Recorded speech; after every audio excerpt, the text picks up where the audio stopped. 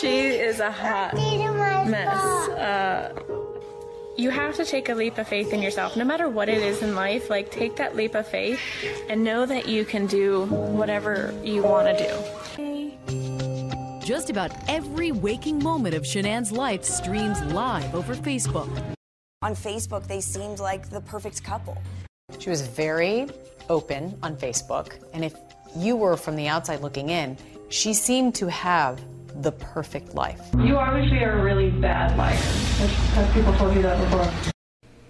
Hello and welcome to True Crime Rocket Science, the most authentic voice in true crime. So the number one thing missing from the Netflix documentary was the full extent of Shanann's obsessive use of social media. If Chris Watts was addicted to Kissinger, I think one could argue that Shanann was sort of constantly on social media to the extent that it was almost like an addiction. She was always with her phone, she was always online. Her phone was essentially her lifeline.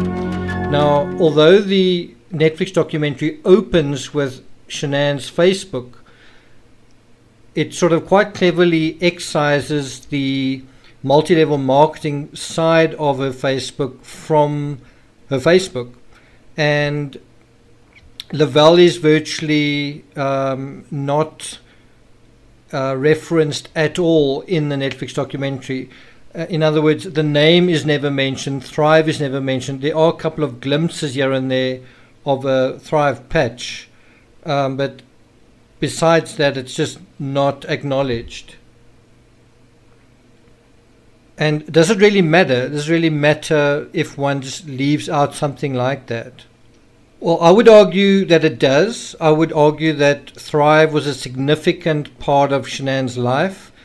I would argue that to a large extent Thrive defined who Shanann was, or Shanann defined herself through Thrive, however you want to put it. She really became completely absorbed by the Thrive psychology, and all her friends were Thrivers. All her time was spent thriving, which is a big reason why she went to North Carolina to do, I think, what they call a local in North Carolina, and also where she was the last weekend of her life. She was preoccupied with Thrive until the last, it took up the very last, literally, days of her life.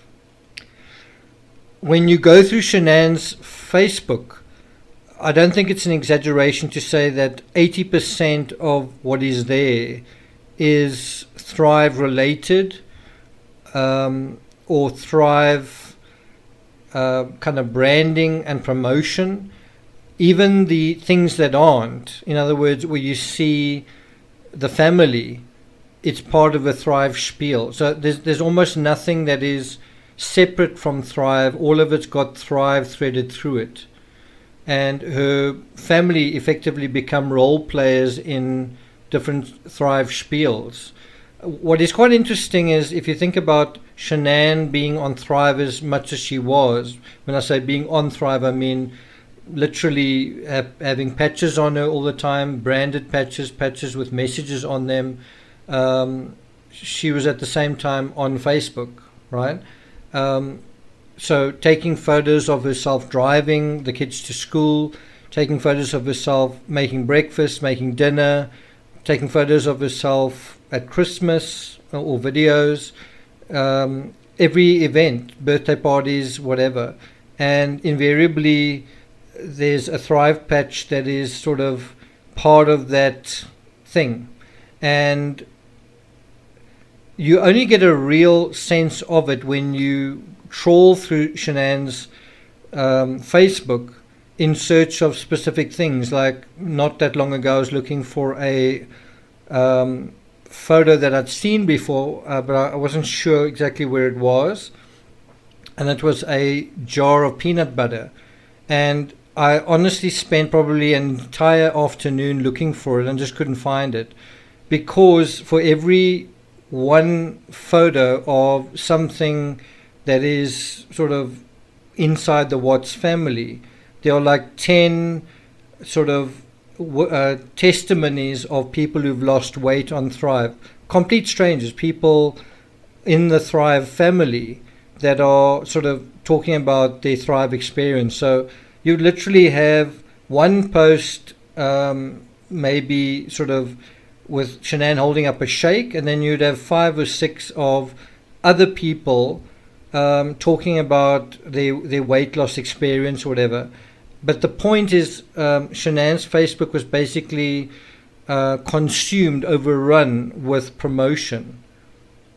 And that is something that I think the Netflix documentary misrepresents. I think it tries to show her Facebook as absolutely normal, in terms of just like a happy woman in a happy family, being happy, you know, in a sort of a pure scenario. In other words, you know, just people being together. And that's not actually how it was. It was all related to selling Thrive, promoting Thrive. And there are many pictures of Shanann sort of branding herself and holding up a shake that is branded Lavelle, and also wearing a t-shirt. Then there's one with her husband who is also holding up a patch or on his arm or something, and then even the children. So a lot of that is the substance of Shanann's Facebook. So a couple of things just to highlight besides that. In terms of the Netflix documentary, you see Shanann's Facebook page, and the background image, so not a profile image, the background image that she used at the time, and I say this under correction, but I don't remember that being the background image. I remember it being an image of just kind of a bunch of thrivers. It may have been in San Diego, or it may have been in somewhere in North Carolina, but that's what I remember. It is interesting that that particular image, which I believe was photographed by Nick Thayer, and his wife is also a thriver, but I believe that photo was actually taken for an article titled "Time for a Reset." In other words, so you have this picture of the whole family together, and it's sort of a vivid, colorful photo, sort of full of vitality, and it's sort of saying, it's sort of implying that to reset yourself, well, just go on to Thrive. And this article came out not long before the Watts family murders. In fact, it came out the same year. And so the Watts family did need a reset. They needed to get a new house. They needed to get divorced. They needed to not have a third child. All these different things. What they didn't need was just to continue thriving, in inverted commas. And in the clip I played right in the beginning, someone said, I think it was from ABC, said that when you looked at Shanann's Facebook, you got the impression, this is in terms of Shanann herself, you got the impression that she was living the perfect life. But she wasn't. And we know that was absolutely clear from the phone data review. We know that was absolutely clear from her own words in her own texts. So there were kind of two faces to Shanann. There was the Facebook face, and then there was a private face. In the same way, there was two faces to Chris Watts. He had the nice guy face, and then he had another face. And I think in the same way that Shanann was very active on Facebook, Chris Watts was very active on his secret calculator app. In the same way that Shanann was taking selfies and promoting certain things, Chris Watts and Nicole Kessinger were actively trading photos and also taking selfies of one another. And if Chris Watts was uncomfortable taking selfies with his wife, it seems like he seemed to enjoy it with his mistress. I don't know whether he did enjoy it, but he may have been less against it, maybe because it wasn't going to be on social media, and maybe because he was in love, who knows. So something else I want to address is the photo of Shanann that is used in the sort of mock-up Facebook profile. You know, the, how can I put it, the Facebook that is presented in the opening frame of the Netflix documentary. That is the last profile picture Shanann had up. It's just been kind of mirror imaged. It's sort of, and swapped around. It sort of has her facing towards the content. In other words, she's facing from left to right instead of from right to left, which is how the original image looked. That original image was actually shot in Aberdeen, I think on her parents' porch, and that was the very last image she posted on Facebook, herself showing the patch on her elbow. And I think that speaks volumes, is that this this profile picture, which is the very last picture she puts up, is defining herself as kind of a thriver, right?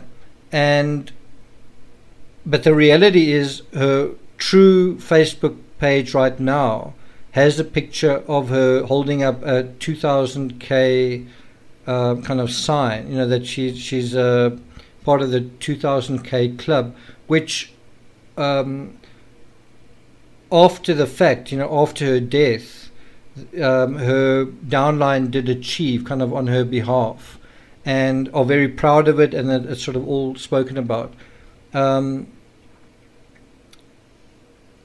When I initially saw that picture, I actually thought it was doctored. I thought it was not a real picture, simply because Shanann never, during her life, reached that 2000K milestone, right? But when I went back to that, to the photos around the Time for a Reset magazine article, which she framed and she put it, I think, in her office. She also posed with her friends when she took that photo. When she posed with the Time for a Reset framed magazine photo, but at the same time, during that same occasion, she's wearing kind of a black dress and she holds up a 2000K sign. And so that is what somebody used after Shanann died as her profile picture. And I don't think you can, you know, it's sort of like after she's died, she's still kind of embodying Thrive, even though she's dead, even though her family is dead, even though the Watts family doesn't even exist. It's still within this whole Thrive thing. And I'm now going to just express my opinion on something. I'm personally disgusted by how quickly some people put up Thrive-related promotion after Shanann was dead. It was almost like she hadn't died and everyone just went back to thriving. And just as far as I was concerned, you know, the world was shocked by this crime. Colorado was shocked by this crime. Frederick was shocked by this crime. The people close to Shanann were traumatized and shocked by it. And yet, and in fact, you've still got a detective who's still suffering from PTSD from it. And yet, within literally a couple of days, people associated with Shanann were thriving again. Someone has been murdered, they're dead, but you are thriving. And that's the message you're sending. And to me, that's not very authentic. To me, selling the story that you are living happily ever after and that everything's going great, when it's the opposite, isn't authentic. And I do think in the Netflix documentary, they try to give Shanann a voice, and I credit them for that, and they did a really good job. But I think you need to tell the full story. I think Shanann was a human being. She had wonderful qualities, and she also made mistakes, and she also had flaws, like everybody does. I have flaws, you have flaws, everybody has flaws. And if you're going to turn someone into a fairy tale, you're kind of dishonoring them. You think you're honoring them, but you're actually dishonoring them.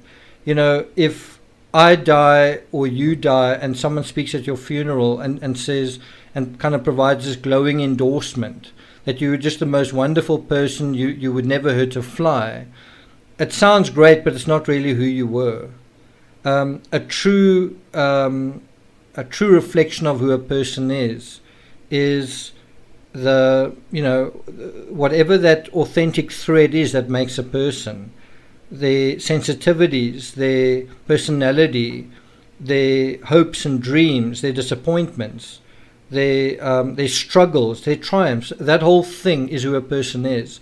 And so to fixate only on the one face of a person, just say it's all perfect and wonderful and someone came along and spoiled it all, it's just not reality. It's just not true. But we like to do that. We like to blame something specific and say it's all, and it's very black and white. It's just because of that happened. But actually life is a bit more complicated than that.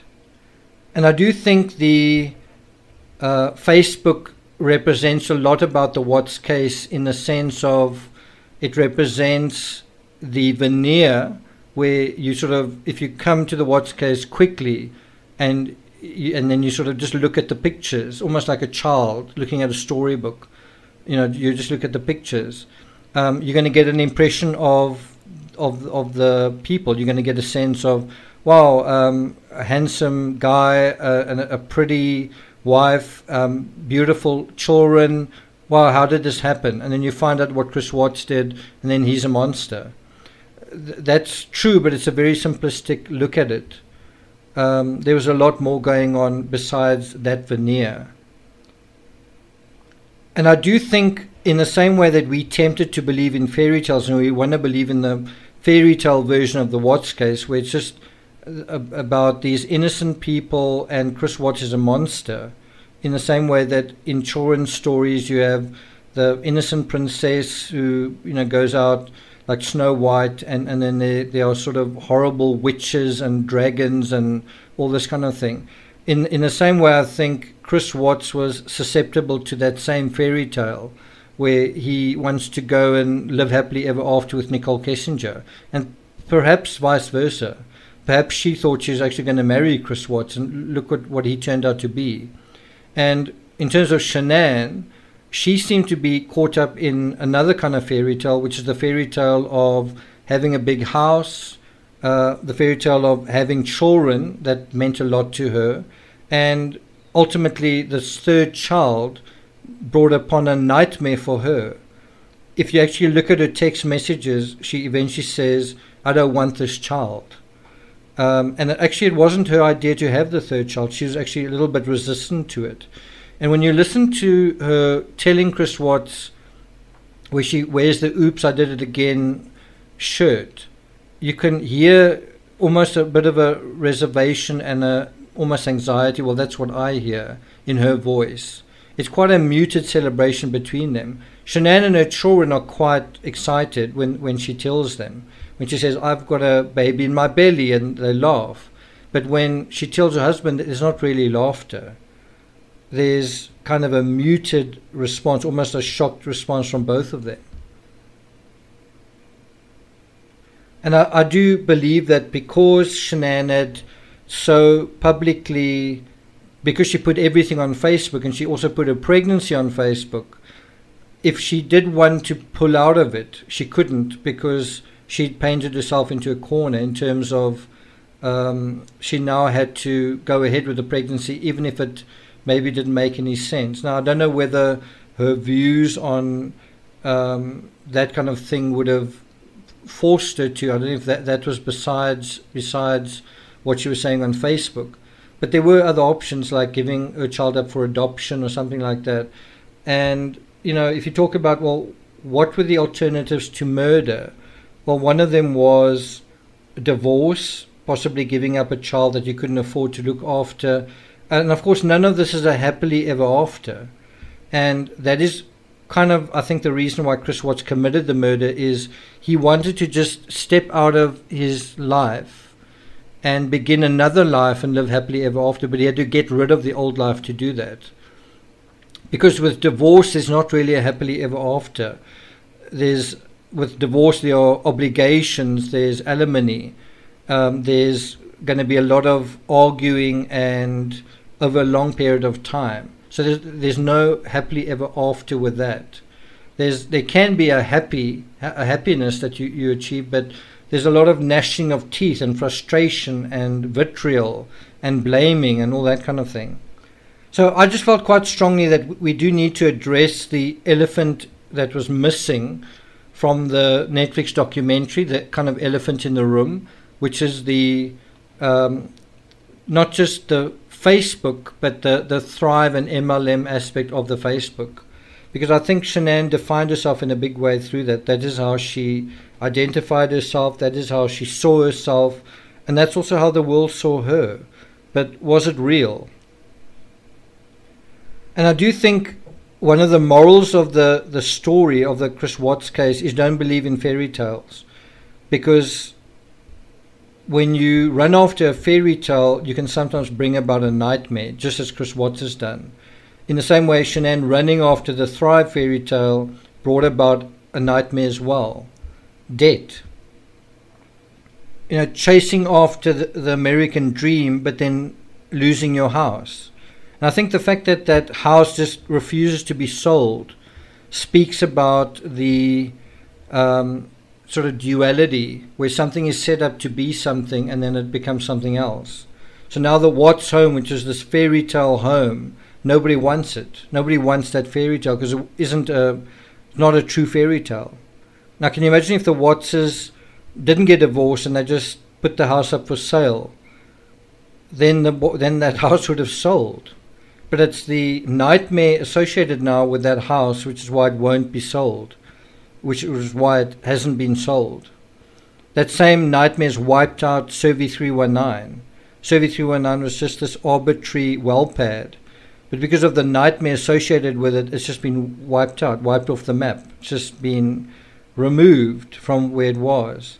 And in the same way, you sort of excise things like that from Shanann's life, Shanann's Facebook. You just take it away like it never existed. And when you do that, when you sort of edit the story of a person or the story of a court case or the story of a crime so that it becomes kind of black and white, you learn to lie to yourself. You learn to lie to one another. You learn to believe whatever it is you want to believe. And in these coronavirus times, we can't afford to believe what we want to believe. We've got to know reality. We've got to find out what reality is so that we can respond to it. And that starts with knowing who you are. That starts with knowing who you are. And part of how you being you, me, anybody, part of how you start misrepresenting yourself is on social media, where you go on social media and you pretend things are different to the way they really are. And then that creates a vicious cycle where everybody else does the same thing. Social media is not reality. Social media is not a replacement for reality. Social media at best should be a small derivative of reality. The most important reality is reality. The most important time is now. So that's my story. I might do something else on toxic masculinity. I don't know if some of you saw the Beyond the Documentary clip that Netflix made, where they talk about why did this crime happen, and one of the things they talk about is toxic masculinity. That to me is absurd as the story about narcissism, that this crime happened because of narcissism. Narcissism isn't like completely absent from the Watts case, not like it's not a factor whatsoever. But in terms of the criminal psychology, it's just irrelevant. The same with toxic masculinity. I can't think of someone who's less a symbol of toxic masculinity than Chris Watts. He's a shy, reserved guy. He wears glasses. He doesn't really have that much bluster. He doesn't lie very well. And the only thing that sort of plays into the toxic masculinity thing is tattoos and the fact that he was fit. But I really don't think you can say someone who's got tattoos and are fit or have got toxic masculinity. It's really in their attitudes, right? Anyway, I will talk about that in a separate video, toxic masculinity. And until then, if you're enjoying the coverage on this channel, please like, share, leave a comment. If you share, please use the hashtag TCRS. Bear in mind there's a lot of additional content, and I'll continue the deep dive series probably tomorrow. So look out for that, and I'll see you guys next time.